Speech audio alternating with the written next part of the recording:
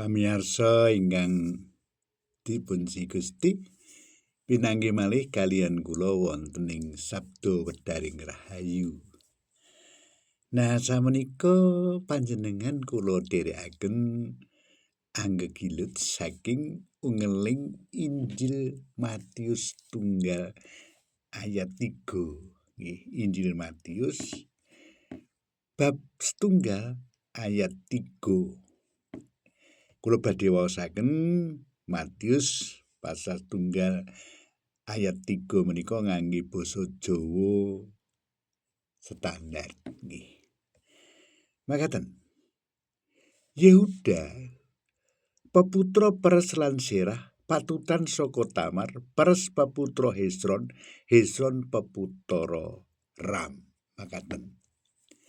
Nah, saking ayat menika kula ngaturi irahan sih rahmat Gusti Allah kanggo wong dosa.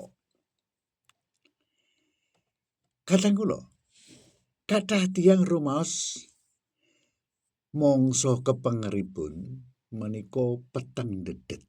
Kanthi makaten boten pantes menawi dipun agem dening Gusti. Wonten ingkang nate dawah ing salebetipun dosa, gagal ing salebeting keluarga, utawi netepaken putusan ingkang lepat. Akibatipun menapa? Tiang-tiang menika gesang dipun wedeni utawi trauma dumateng raos lepat lan sampun kecalan pengajeng-ajeng. Tiang-tiang menika gadah pemanggih bilih Gusti mboten badhe malih nampi piyambakipun. Nalika kita maos sarasilah Gusti Yesus wonten ing Matius setunggal ayat 3, kita manggihaken nami Yehuda lan Tamar. Carosipun sanes cariyos ingkang mbombongaken manah kadang kula. Wonten dosa, karingkihan lan gagaling manungsa, nanging Gusti mboten ngicalin naminipun saking sejarah kawilujengan. Kosok wangsulipun Gusti Allah nglebetaken sederek menika wonten ing garis tedhak turune Sang Mesih. Perkawis menika nedahaken bilih sih rahmat Gusti Allah langkung ageng tinimbang kalian kegagalanipun manungsa. Pangandikanipun Gusti mucalaken bilih Gusti Allah mboten nate beneraken dosa, nanging panjenenganipun tansah mbikak margi kangge tiyang ingkang mratobat. Gusti gadah panguwaos ngribah gesang ingkang risak dados berkah. Ingkang dipun tingali panjenenganipun boten namung sinten kita rumiyin, nanging sinten kita nalika gesang dipun pasrahaken dumateng panjenenganipun. Sih rahmat panjenenganipun gadah panguwas mulihaken paring pangapunten lan nyukani mangsa tembe ingkang enggal.